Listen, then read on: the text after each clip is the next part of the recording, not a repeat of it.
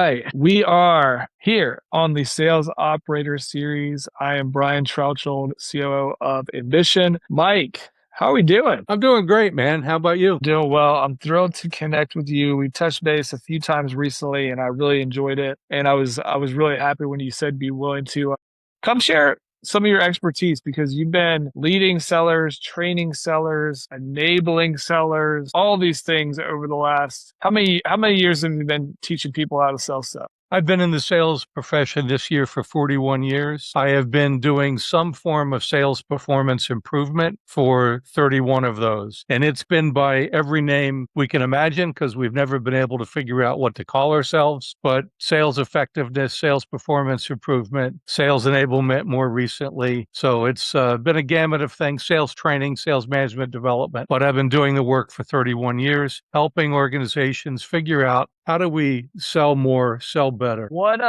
41 years, which is incredibly impressive. Do you think that sellers is going to be a subjective question? But when you meet with sellers today, you look back over different points in time, do you think sellers are more effective today? Are they coming in with the same skills? Are they coming in with a different set of needs? Or are you thinking that maybe other things have changed? Yeah, there's a question. So I think of life as a big bell curve, and there have always been sellers on the far left who can't find their nose with both hands. There are sellers on the far right who are absolutely elite and are incredible communicators and other-centric and understand how to create value.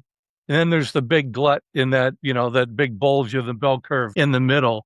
And I suspect it's always been that way. And across the 31 years that I've been doing this, you would think that I would now come on and say, oh my God, Brian, things have changed so radically. And there has been a ton of change, right? Especially on technology, which, changes by the minute. Now AI, which changes by the second. But the behaviors that I have seen that make salespeople effective and the behaviors I see that make frontline sales managers effective, other than the addition of technology to support those efforts, are pretty much doing the same things now that they were 31 years ago. And I don't think we're recognizing that enough, that the human behavior piece and the companies who get systems thinking and get systems in place, those things have been working for 31 years ago, right up to yesterday, and they're going to continue to work. And so I'm not one of the chicken little everything has changed people.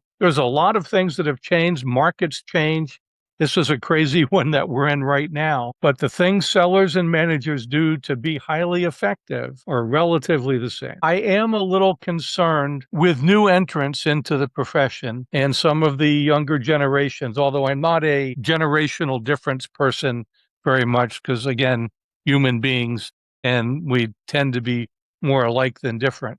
But I am concerned that I'm seeing some slippage, anecdotally, no research here, on good old human communication skills, right? If, I don't even have my phone, right? So, you can't have great human communication skills if you spend your entire life doing this. And I'm looking at my phone here, right? Right.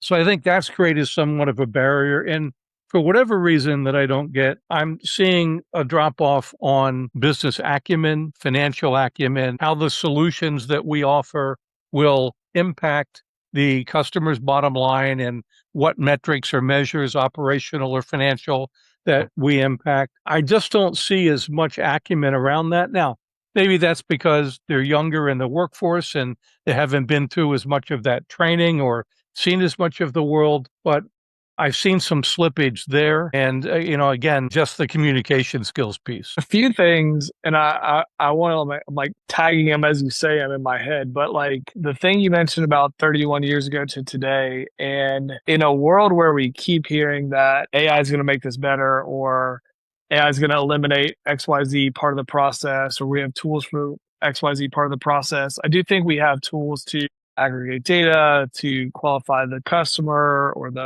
who's on the prospects. We have tools to reach out, but the personal element of what are the elite sellers great at? I bet that is mainly, I'm curious to hear it in your words. It's about the human to human connection and understanding the problems, the opportunity, being a sounding board of how your solution can, potentially impact them. If anything, I feel like those skills matter even more in a world where lots of the other stuff has gotten easy. Does that resonate with you? Yeah, 100%, Brian. I talk a lot about what I call the human differentiators: kindness, empathy, curiosity, judgment, critical thinking, decision making, all the things that humans, continue to do better than AI. Now, you can take an AI tool, you can point it at a really large, complex territory with like and dislike accounts and all kind of SKUs and products, and it can help make some decisions for that rep. But right now, and until, Skynet and, bots are buying and selling from other bots, some human still has to approach another human in that account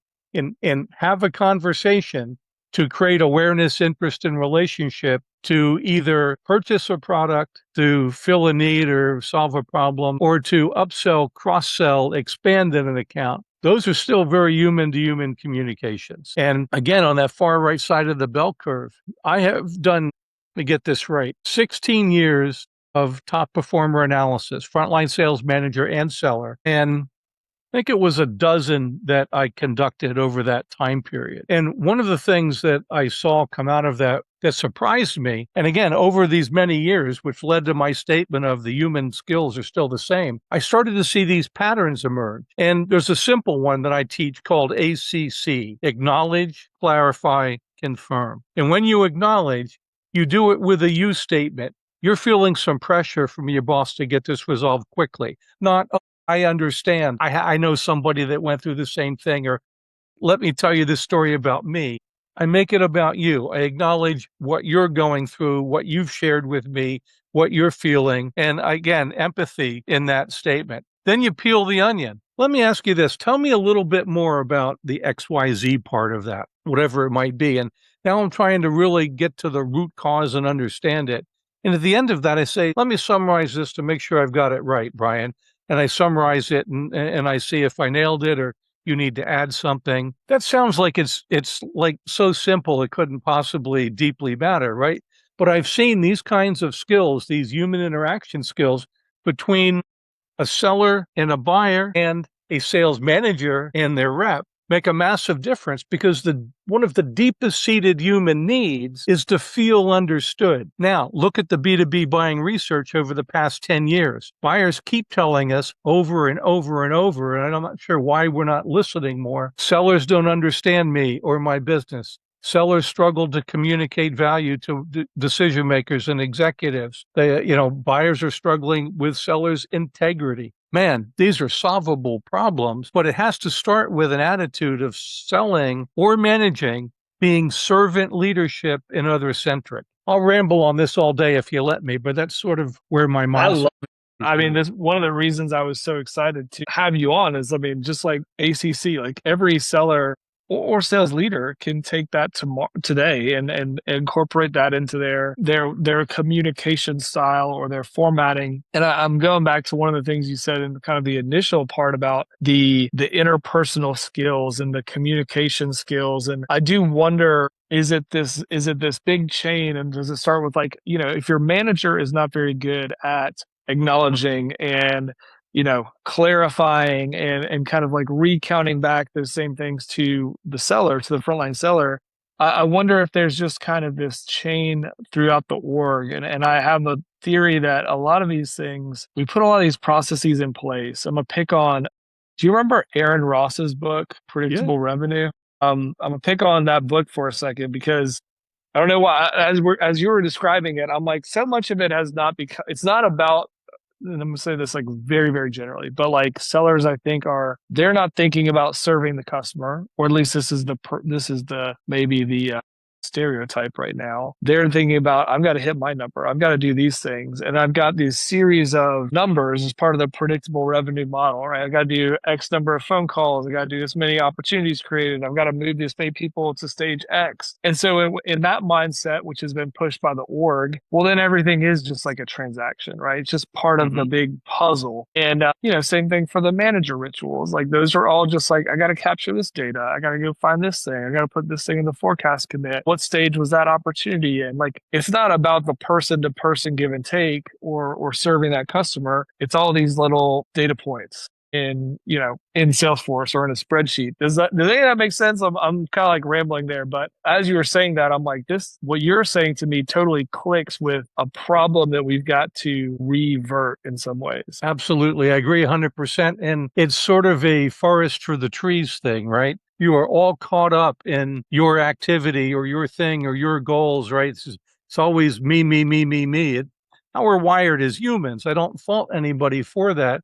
But you can make a purposeful decision to say, I am going to work on becoming more other-centric. And this is a little corny maybe, but I bet it was 40 years ago. I'm driving in my car. I'm listening to a tape cassette in my car of Zig Ziglar, who said, you can get whatever you want in life if you help enough other people get what they want. I swear to God, I pulled the car over and just sat there and stared at the tape player for a second and rewound that. That was like a little epiphany for me. And I've tried to base my career around that by getting the things that I want in life through helping other people get what they want. And that other centricity, I believe, has made all the difference for me. And I heard these things. No one that I was studying as a top performer said to me, Mike, I'm a servant leader. I focus on, but the things that they did, the way they talked about the customers, the way they approached them, the skills they used, all reflected that. It's like no one said, hey, listen to this. I use ACC, right? Observed enough people doing that I finally coined ACC and started to teach it because that's what the very best were doing. And one of the things that made them different. It's like Poe's value stories when prospecting, right? If you want to be relevant to the other party, approach them with a problem that you've helped others like them solve. Ask them if that's something that they're struggling with. Share an outcome that you help the others like them get. See if that's meaningful for them. Briefly, and I mean briefly, mention the solution that helped you get there and then ask, Brian, is that something that it would make sense to explore further? Yeah. Rather than all of this stuff I see on LinkedIn about, here's the latest tip and trick that I'm using, and here's this pattern interrupt that I'm doing, and I'm going to say 27 seconds. I just want to slap people sometimes, and I'm a nonviolent guy. So, but it's if you're other-centric with it, if you're thinking about them and the problems they're having and how you can help, as a very different mindset, and then the communication comes across very different. Do you think that LinkedIn is a kind of a thorn in many of our sides? I'm like forced to participate in LinkedIn, I feel like. And I am participating. So I'm part of the problem, I guess. But do you think the noise and everyone is trying to be heard and seen, and so we're just giving each other bad advice? Is that like a thing that we're doing right now? Does that make I wouldn't use we in that because I've seen you post on LinkedIn, and I honestly think your content is high quality and helpful to people.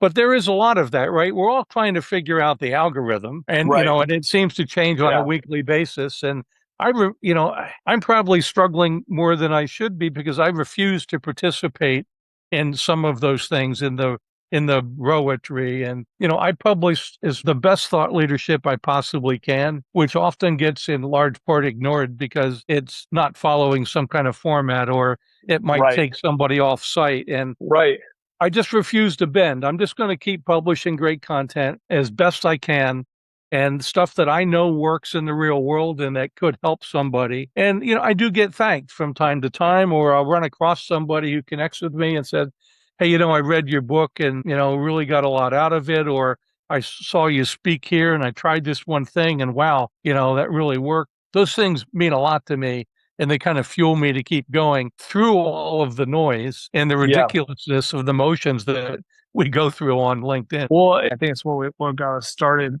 reconnected was like about the sales management process. And it just like hit me, I'm going through my thing, I'm looking for whatever. And I was like, oh, this is great. This is great. And I'd love you to talk about it. But like, I worry that people don't have the good frame of reference, almost like a spam filter. Like they don't have a spam filter on that content to be like, oh, this is crap, this is crap, oh, this is crap, oh, this is really good, because how it's being served to them managers. So anyway, that's my endorsement of your content. Can you kind of talk about your management and coaching methodology you shared recently? Yeah, I'm not sure which one because I'm It had a great acronym, but it had a great acronym, and you're much better than me with coming up with acronyms. I am the king of good acronyms, which is KOGA, Koga. Yeah, I'm not sure which one it was, Brian, but I have a sales management system and I Yeah. have a sales coaching system.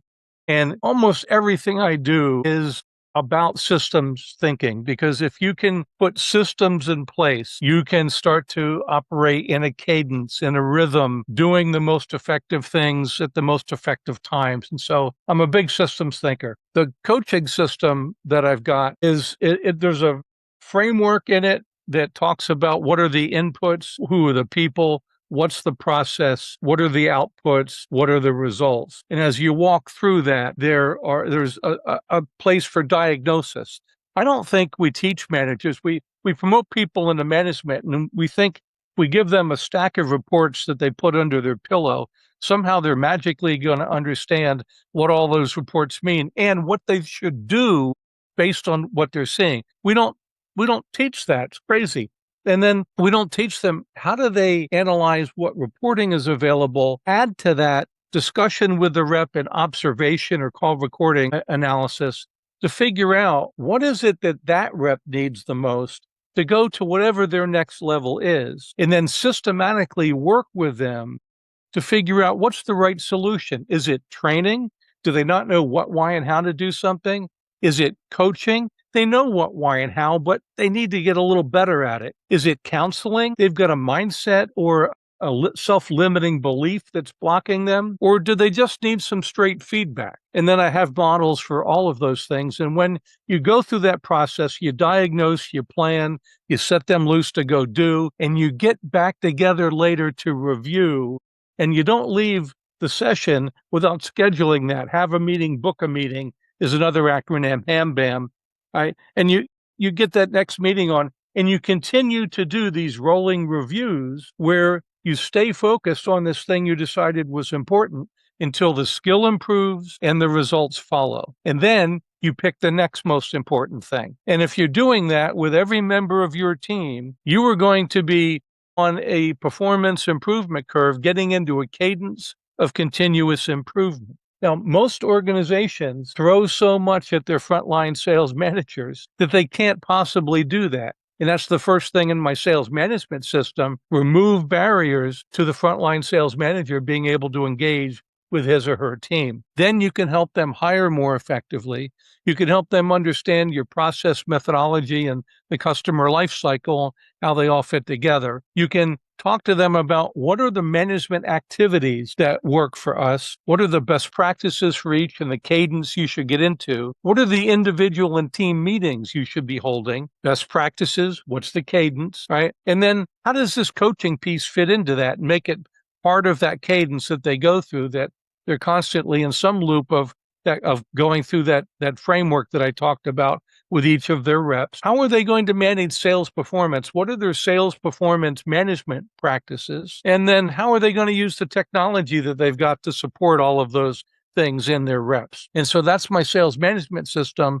The coaching system is a subset or part of that. But that's how I like to put systems in place and put structure and discipline about what is the manager job, how do they help their reps become as successful as possible with their customers, because it's always a pass-through to the customer. So I don't know if that's what you were hoping for there, but that's what came to mind. That is exactly what I was hoping for. The two systems you mentioned, the coaching system and the management system, because what I hope people are turned on to when we share this out there, and I'll wrap with my point, then I'll give you the mic to close us out, Mike. But every enterprise organization we talk to, CEO, head of sales enablement, whatever the role is, and we ask them how important is sales coaching? How important is the role of a frontline manager? It's incredibly important. We think it's so important. We think it's critical. All these things. And then if you ask like two more clarifying questions, well, what does the sales management process look like today? Well,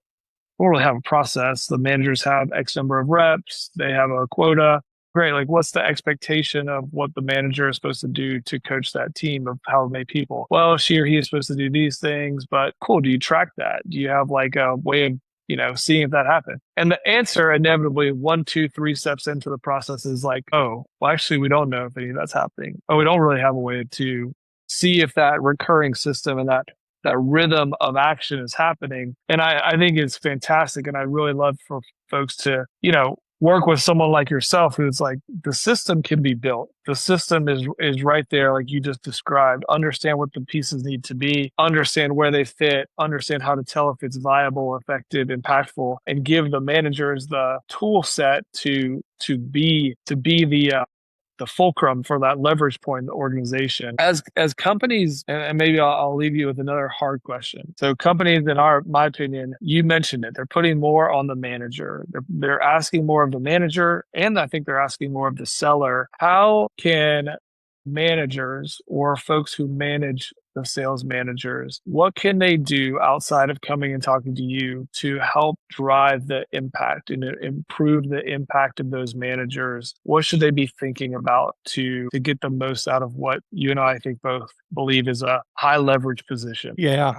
So let me go on a rant for a second. That's sort of an answer to that question. I'm good with rants are great. Organization design, organization development, organization effectiveness, business process management, performance consulting, human performance technology. I could go on. There is an entire body of work, each with a deep discipline around it. Total quality management is another one. Six Sigma.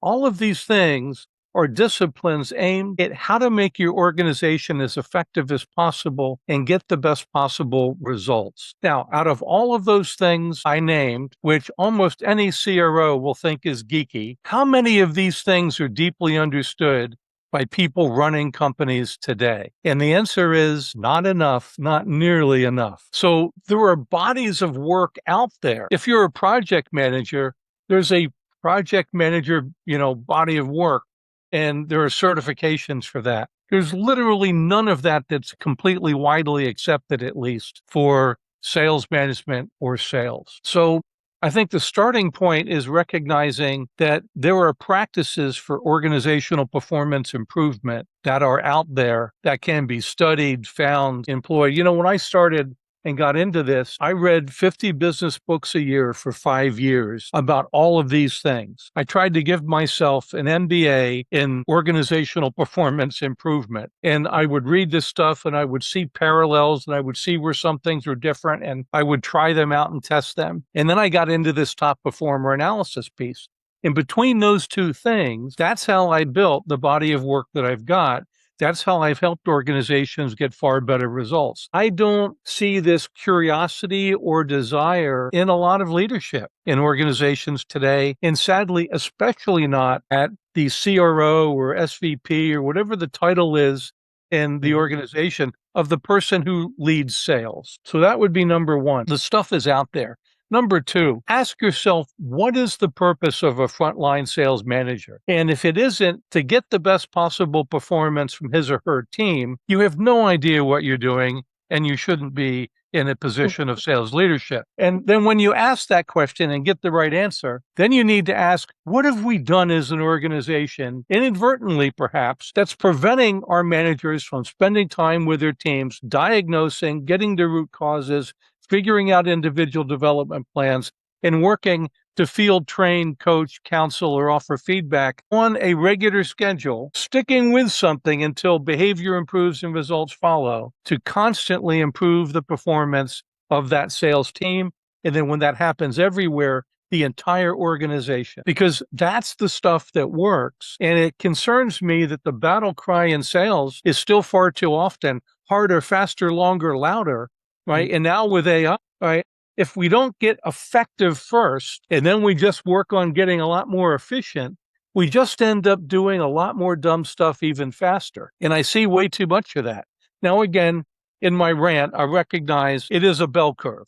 There are people on the far right side who are really doing well, who are putting systems in place, have embraced the fact that psychological safety is a key tenet of high performing teams. And they create a great culture and environment focused on learning and growing and giving their managers the opportunity to help people do that, which improves performance, right? So I don't know. I could ramble on this forever, but the struggle is real that there are a lot of great answers out there, right? There are two types of problems: technical problems, which have a known solution, right? And adaptive problems, which don't. Most of the problems that we face in sales organizations today are technical problems with known answers. Now, it doesn't mean technology, right? Right. But that was, I can't, Robert Heifetz, I guess, wrote the book and talked about these adaptive problems that have no known answer, and you got to try to figure out. And these technical problems that have a known answer, you just got to find it and implement it well. Most of our stuff in sales could be resolved by finding the right thing and implementing it well. And the answers are out there. I love that rant, just to be really clear. And this is why I want to turn more people on to what you're putting out there, and I want to share your expertise. Mike, where can people connect with you? Where should they find you? It's probably easiest on LinkedIn, right? Because in/Mike Kunkle, they can find me at MikeKunkel.com, which is my website. The services page is about transforming sales results, which is my little LLC. I've just come up with some things I'm calling revenue acceleration sprints, 90-day sprints to either improve pipeline creation, opportunity conversion, or account expansion. I've got a free diagnostic, about that I'm publishing all over LinkedIn. So LinkedIn's probably the best place. My website after that. And I'm publishing a newsletter bi-weekly now called Sales Enablement Straight Talk. It's on LinkedIn. Probably not smart of me to put all my best thinking on somebody else's platform, but I do have my own blog. But I have published 168, I think, newsletters now. Wow. Pouring pretty much everything I know about sales performance improvement, from selling to frontline sales management to sales enablement, just kind of pouring it out there every chance I get. So, they can find that stuff and follow it. They can connect with me. Happy to chat with people, but I will leave them with this thought. And while I absolutely love to do sales training and have a methodology, if I had $1 to spend on enablement of some type, Brian, I would spend 75 cents on the frontline sales managers, because they are the force multipliers, they are the change agents, and they are the performance levers to get better performance out of any sales organization.